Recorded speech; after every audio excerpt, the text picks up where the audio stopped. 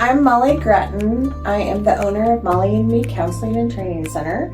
I've been in practice for almost 30 years. I am an LCSW and an RPTS, which is a registered play therapist supervisor. And I'm the clinical director here at Molly and Me Counseling. My name is Rachel Blick. I'm an LCSW and an RPT. I've been doing this since 2018. I did my internship here, so I've been here since 2017. And I am a therapist and a assistant clinical director. Okay, my name is Katie Furlong. I am the site supervisor in Boise, and I am a licensed clinical social worker. And I have been working in this role as the site supervisor for about a year now, but as a play therapist for about 4 years now. My name is Megan Nadsum. I'm a licensed professional counselor, and I am a site supervisor for one of Molly and Me counseling locations. And I have been practicing for 7 years. My name is Jenny Crow. I've been practicing for 7 years now. I am an LCSW and I've been an RPT for about a year.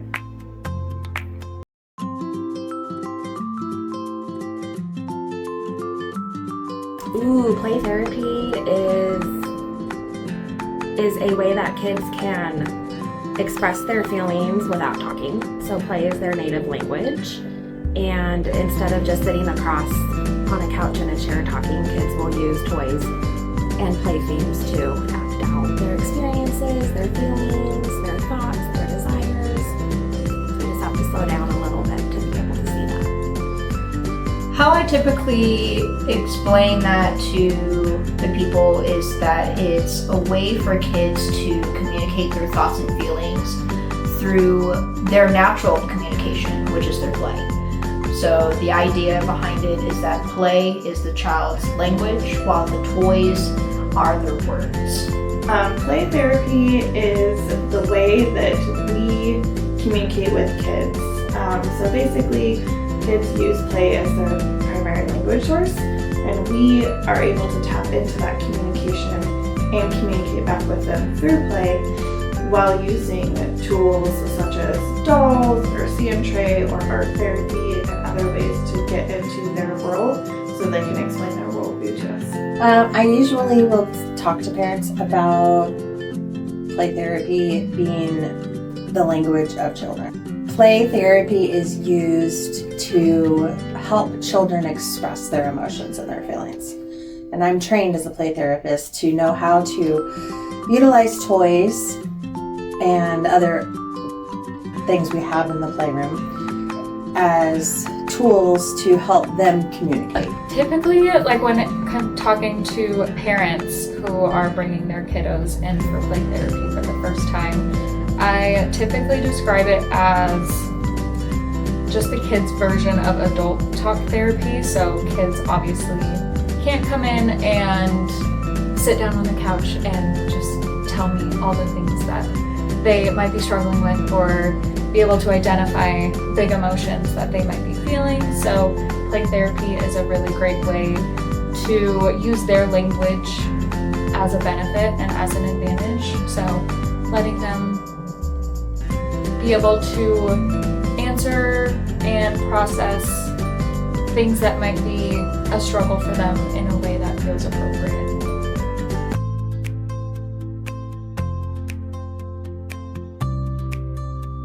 Play is such an effective way for kids to communicate because what they're doing is they're showing us their worldview in a way through imagination and expressive play.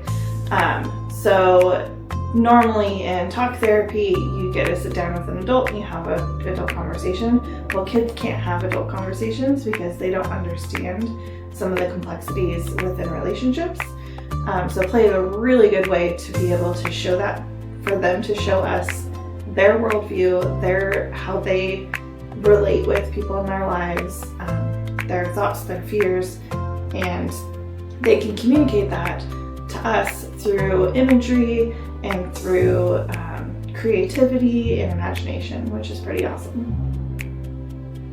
Play is effective because it meets the child at that developmental level. And that's, I think, the mismatch in using talk therapy with young children. They can't talk about what's going on. They don't know what's going on. They don't have the language. So play allows them to speak. I think it's because of the creativity that they are able to use and the almost carefree environment that it provides for them, where they don't have to feel pressure to uphold any sort of standard or feel like they're performing for anyone. Because it's their natural way of communicating. Play is how they experience the world and how they practice new skills, how they learn new skills and be able to master them and practice them and work with them. It's just their natural way of doing that.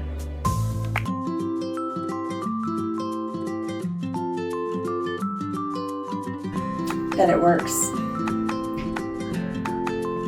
I think what surprises most people is that the idea of play as a therapeutic tool. That a lot of families come in and think that play is just something natural that comes to kids and it's something not helpful for them. But when we educate families on the idea that play is that not only a communication piece for kids, but also helps them to learn and develop new skills and things like that, it gives those families a new perspective. I think the thing that surprises people most is that we're not doing talk therapy. I think a lot of times parents come in and they expect us to sit down with the kid and have a strict conversation about what they're doing right and what they're doing wrong, and that is not play therapy at all. If we have elements of conversations about what's going on, but it's all through play, and the communication is through play. So I think for people who don't know what play therapy is, they're like, so you're just playing all day long? The answer is no, we're not. It may seem like that from an outside perspective, but what we're actually doing is we're getting down to the root of the communication between us and the child, and we're working through and processing things together. I think how deep and meaningful it can be when it's used correctly or when it's used effectively. From the outside looking in, it often just looks like playing or, silly things if people don't know the right things to look for or how to view it as a play therapist. So I think when people have the education or are provided with the inside source, then it really surprises them how effective it can be. That it actually works for kids. Parents tend to come in thinking that they're just going to play and they want kids to talk, but once you educate them, and I'll do sessions with parents in the room, and they'll actually see that their kid actually has a lot to say through play, and then I have to teach the parents how to play with their kids so they can as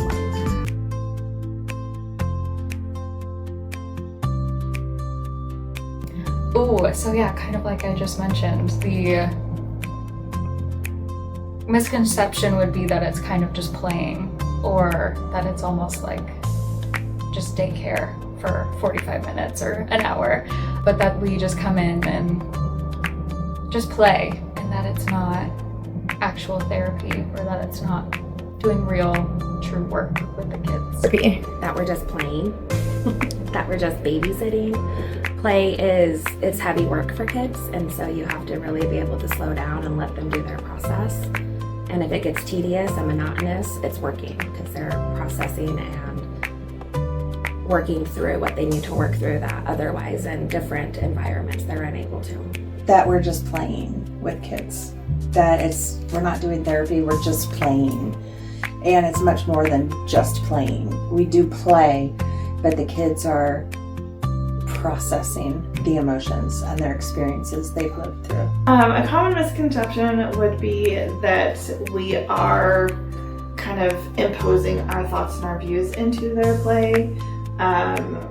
We don't ask directive questions, we ask I wonder questions, and that's a way to give the child an opportunity to agree with what we're saying, disagree, have their own input in it, and Like, if they want to come in and they don't want to talk at all, then that's perfectly acceptable, and that's part of the therapeutic process. And I think parents especially think that we need to be hammering down things that are going on in their life, hammering down emotions, hammering down coping skills, but that's not the whole of what play therapy is. I think a common misconception is that play therapy is not a serious modality, because kids kind of come in and sure, we play games, we play with dolls and things like that, but it's not just regular play. Play in this circumstance is more structured, it's more guided, it's more purposeful actually, and we use that child's natural communication, which is their play, to help them to build new skills, practice new skills, and become the best people that they can be.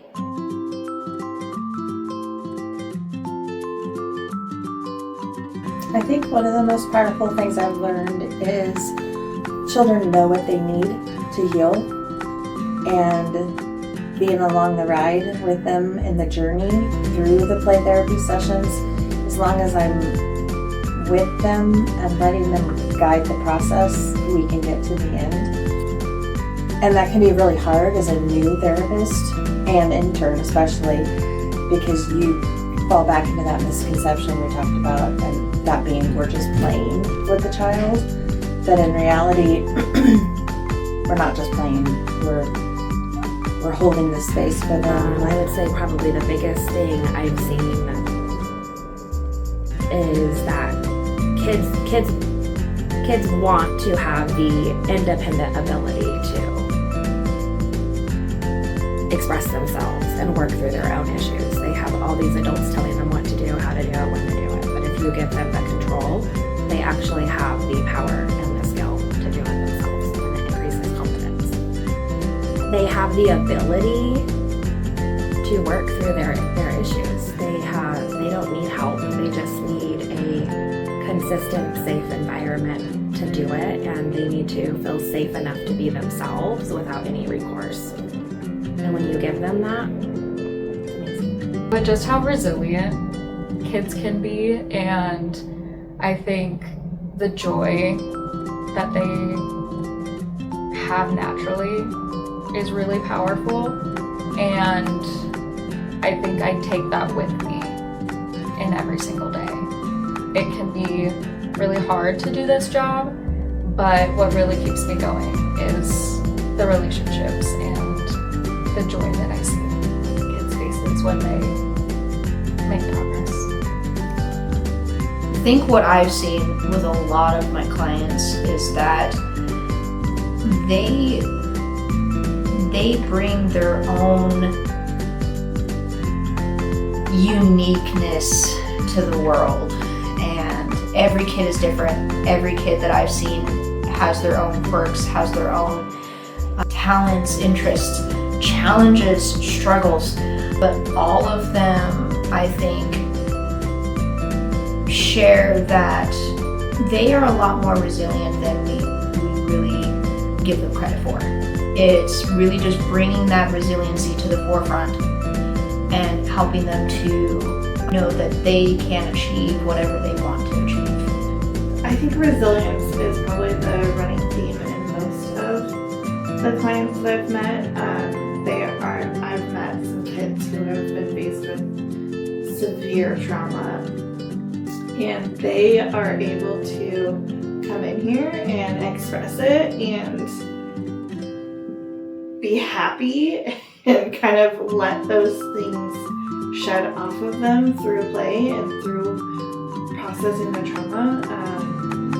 And so that's really empowering.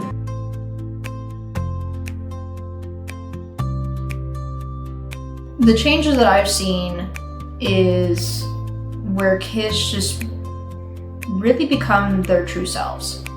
They get to learn new things in a therapeutic setting and be able to process things that maybe they hadn't processed before.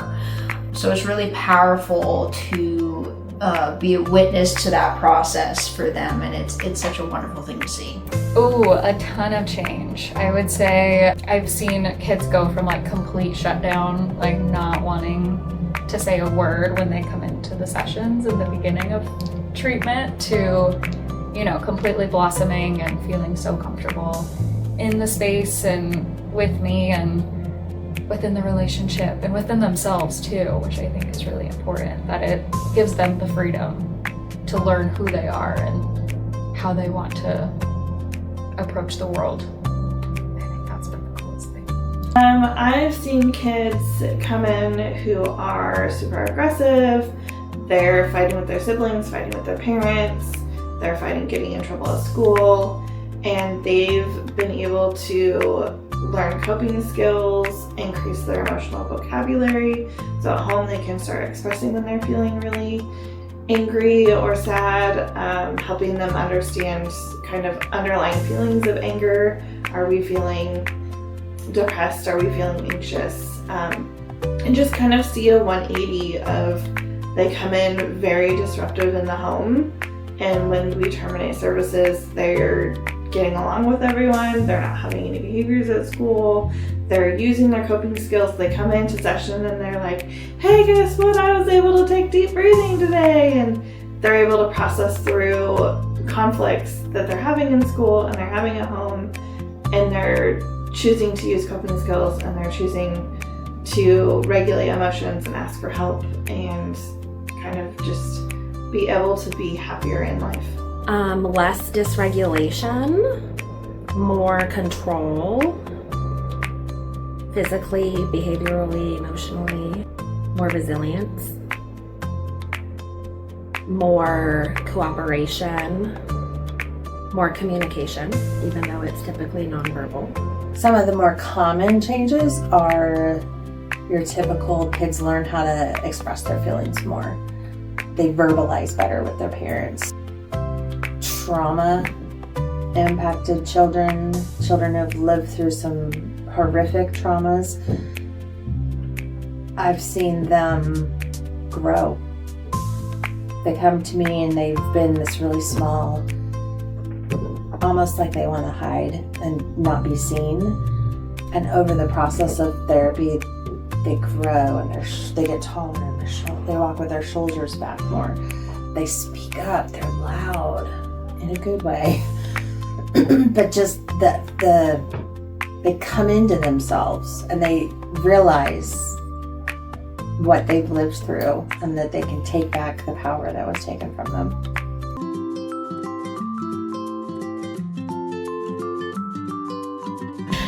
I feel you. I was very nervous coming into this job at first, and I think it can be very intimidating working with kids when it might be very different than what you learn in a traditional counseling program or social work program, because they typically teach you a lot about working with adults.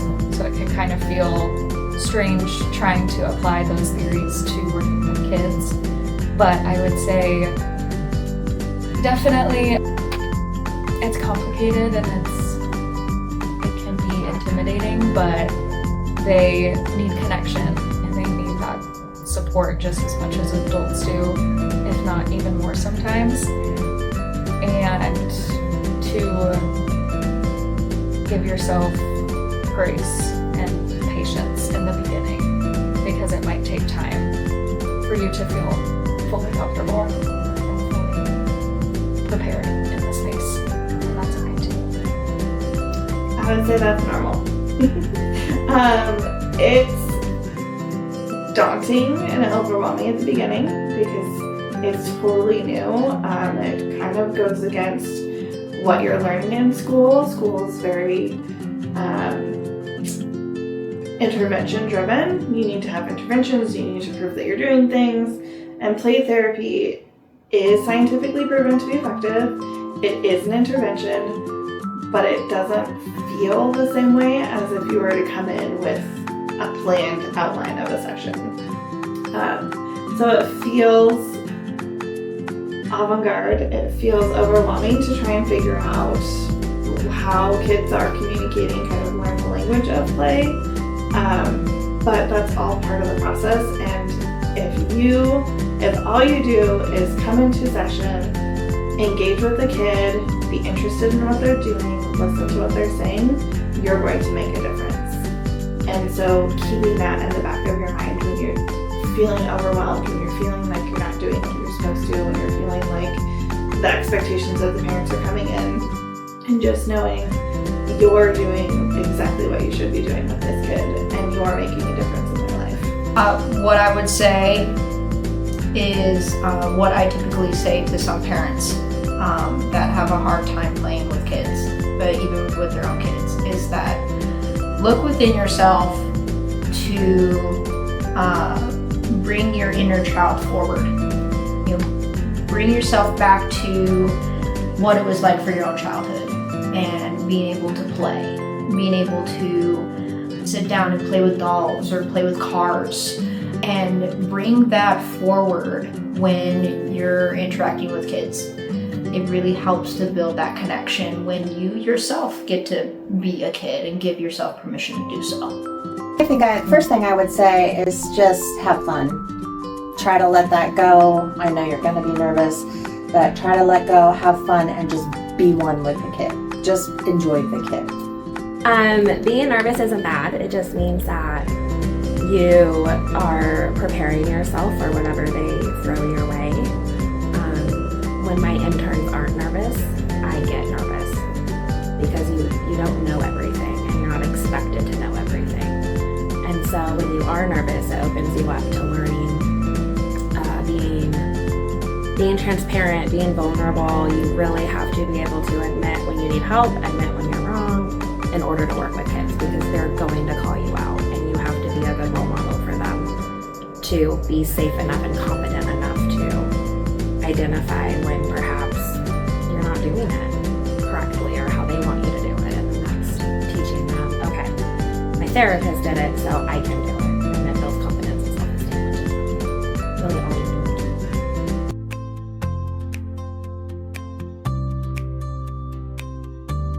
I would say being able to play. You have to be able to play to do play therapy. So feeling comfortable playing with a child, feeling comfortable being silly, feeling comfortable getting on the floor and getting dirty and making a mess, and allow yourself to not be an adult. Openness, playfulness, being comfortable with being uncomfortable. Because you have to go back to your kid side of things, and adults, that's really hard for them. And so you have to get comfortable with being silly, with being emotive, with being outgoing, with sword fighting and playing house. And if a kid asks you to be their husband, you have to be comfortable with that role. And so you definitely have to accept that you are uncomfortable and work through it, because it's not about you, it's about the kid, it's about your client. Probably patience too on that one. Definitely being flexible. Every session you could go into it having a very specific plan of what you want to do with an intervention, and the kid could come in and want to do something completely different. So, definitely having that flexibility.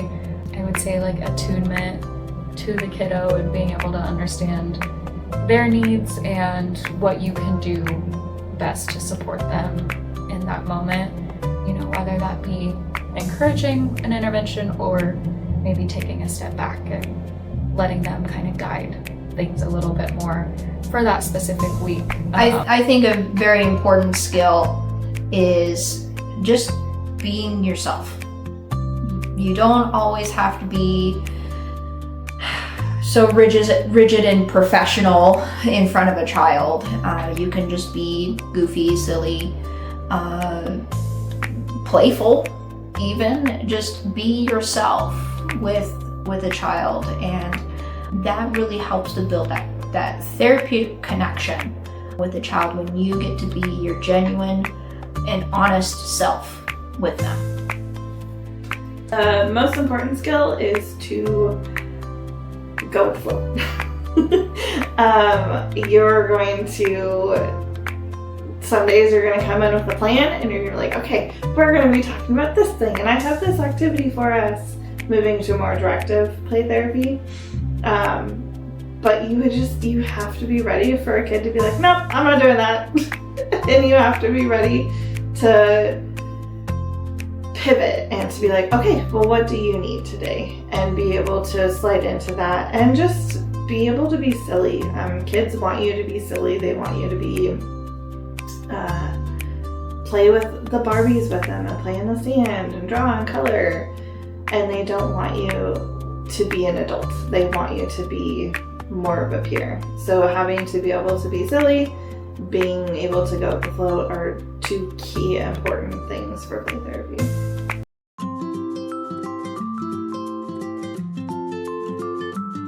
I wish I knew I could go to my supervisor and talk to them about anything and not feel judged. And I could tell them I had no idea what I was doing. And they would help me through that because that's what they're for. So I wish I knew to lean on my supervisor more than I did. How much energy I would need to bring every day. It's way different than working with adults because you're not just talking. Your brain isn't on thinking of the next thing all the time. But what's different about working with kids is that you have to be able to accept what they give to you, and then you have to return it. And you have to match their energy, you have to match their mood. Sometimes you have to have a different mood because of their mood, and so I think it takes a different kind of brain power than working with adults, and that's probably the one thing that I wish I could. Your energy levels are gonna go up and down because you're mirroring your client, and you have to be prepared for that. And another thing is understanding that you could have all these toys in your room, you could have all of these modalities in your back pocket, all of these interventions, when really the kid is just looking for the relationship with you. And play therapy is 95% the relationship. And so you could literally walk into a room with nothing in it and do a play therapy session because of the relationship you have with your client. I would say that it is okay to not have all the answers right away and to learn to accept being in a growth mindset. Like being okay with the uncertainty and allowing yourself to feel comfortable in that experience of learning that will be present for most of your career because you always want to continue learning, continue challenging yourself, and this is kind of where that starts. So being able to utilize your support, utilize your supervisors and the other therapists in the office to the best that you can, because this is the time to try to get as much out of it as you can. I think something I wish I learned as an intern was what we a lot of times tell our clients is trust the process. We have all started where you are. It's not easy. It's a challenging journey. It takes a lot of determination, hard work, most importantly, but trust the process in getting there. The thing that I would have liked the best as an intern is knowing that all of those feelings of being unsure and scared are all normal, and imposter syndrome is real, in that you're gonna feel silly, you're gonna feel uncomfortable doing things that you know, as adults, we generally are looked down upon when we're playing and being silly, and so kind of that reassurance of you're doing a great job if you're just sitting there and being present and being willing to So just kind of reminding yourself that confidence comes with practice and that you're not going to come in first day and be perfect at it, and to be okay with that.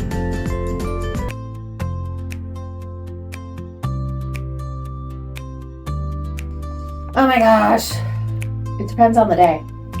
But I love the sand tray. It is so versatile. There's so much you can do with it. So I probably lean toward using more sand tray than anything if I'm doing a directed play. If I'm playing puppets, by far. The sand tray. Because you can do so much with it. You could do emotional regulation work, you could do heavy work, you could do sensory work, you can do trauma processing, you can do rapport building with it. You can do so much with it that allows insight into your client's world, which is play therapy. You're entering their world and they're allowing you to enter it, and the sand tray lets you do that. I would say definitely the sand tray or the dollhouse. I'm pointing to them in my room, sorry. But they allow for just such like true, honest processing in the room, and they definitely get used the most, maybe besides the kitchen.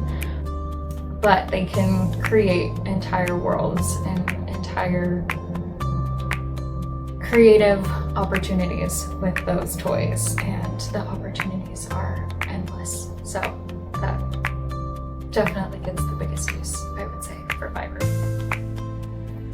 Awesome. I think my favorite toy in my playroom is surprisingly my Nintendo Switch.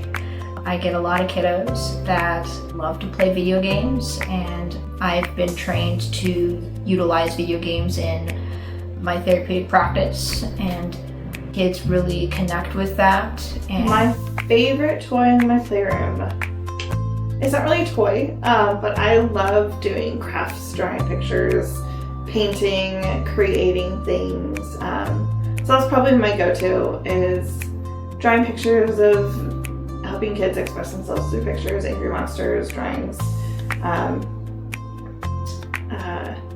nightmare monsters, those kinds of things are kind of my favorite. And then I would say the next is the sand tray, just being able to be creative again, kind of that free flow expression, moving parts, seeing how their brain works and how they want to be creative is probably my favorite thing.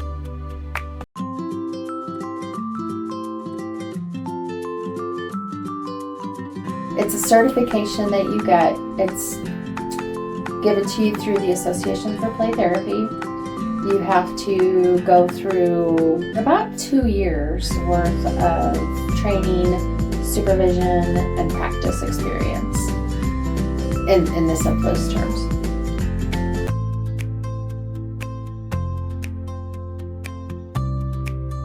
The credentialing process includes a phased system that recently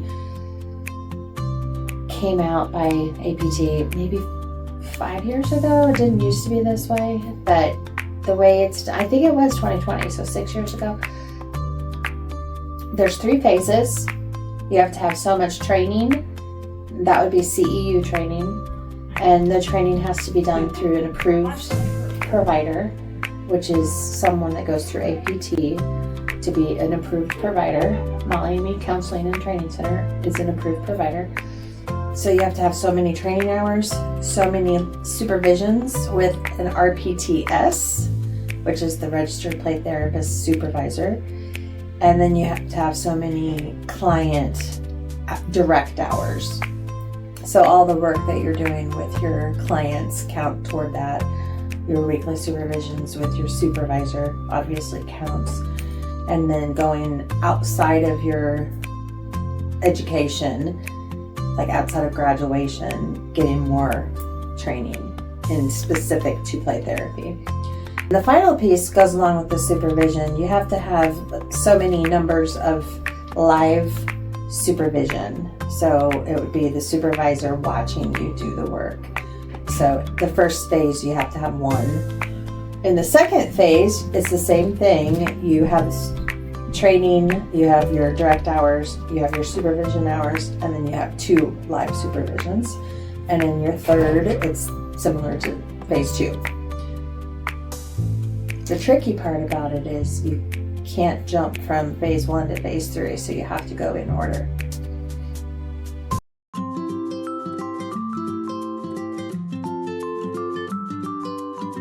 Find a good RPTS who will walk you through the process.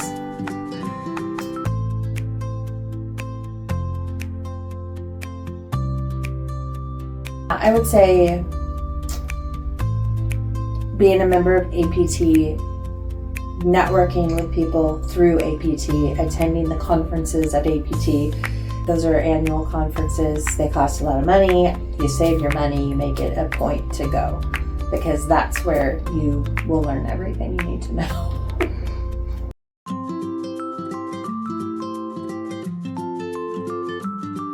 Allowing myself to be vulnerable with my supervisor, allowing myself to really talk about the hard parts and not worry about what they were going to think about me, because they don't judge you.